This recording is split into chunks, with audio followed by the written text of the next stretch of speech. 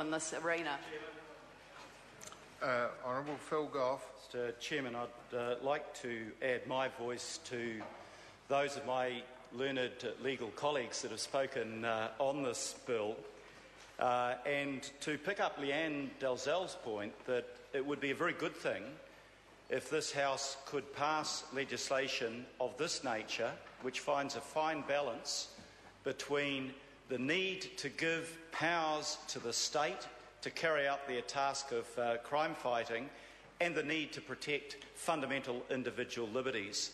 If we could find common ground on this and pass this legislation by an overwhelming majority, I think that would be good for the country.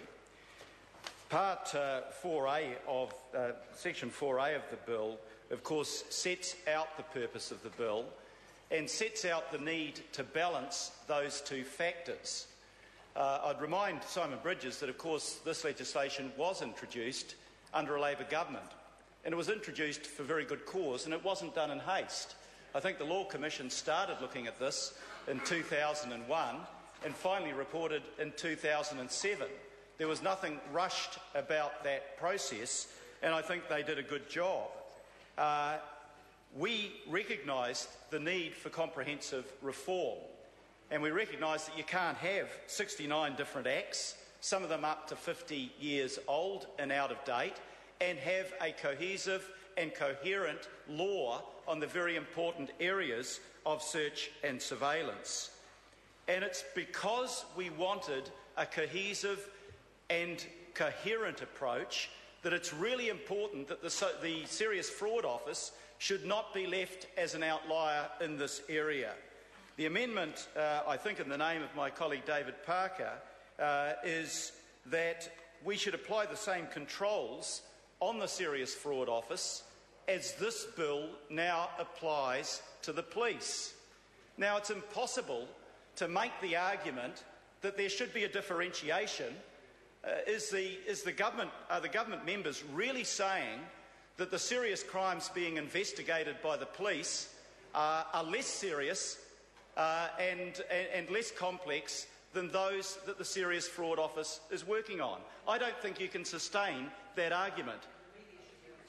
And the other issue that I'm going to come to in a moment, as my colleague remarks on, is the question of media freedom.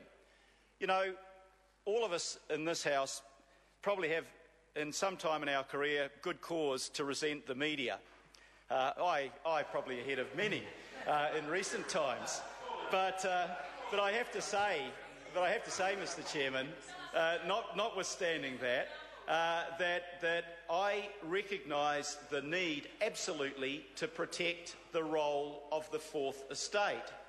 And it concerns me hugely when a reputable international agency downgrades New Zealand in terms of its record of media freedom from 8th in the world to 13th in the world, as it did late last year.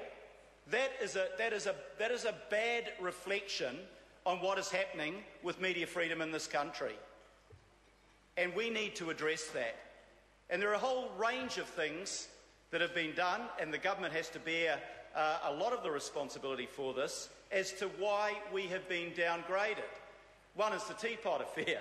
I mean, to have, as we learnt from the police today in a select committee, 3 senior officers spending months investigating a public conversation done as a media hype in the election is crazy. But to have newsrooms searched, subject to search, to get information on that is something that damages our reputation internationally. And it's damaging too that the Serious Fraud Office, under its current powers, was able to exercise those powers against the National Business Review in terms of its own investigation on South Canterbury Finance. And I don't think any member of this House should feel at ease with the fact that New Zealand is now being seen by international experts as a country that does not value and protect media freedom. So what we are suggesting in the amendment is both to ensure that we can restore our reputation in that respect, that the newsrooms of this country, Mr Chairman, Mr. Chair. I'll take the Minister at this point. Thank you. Thank you, Mr. Chair. There's been a very interesting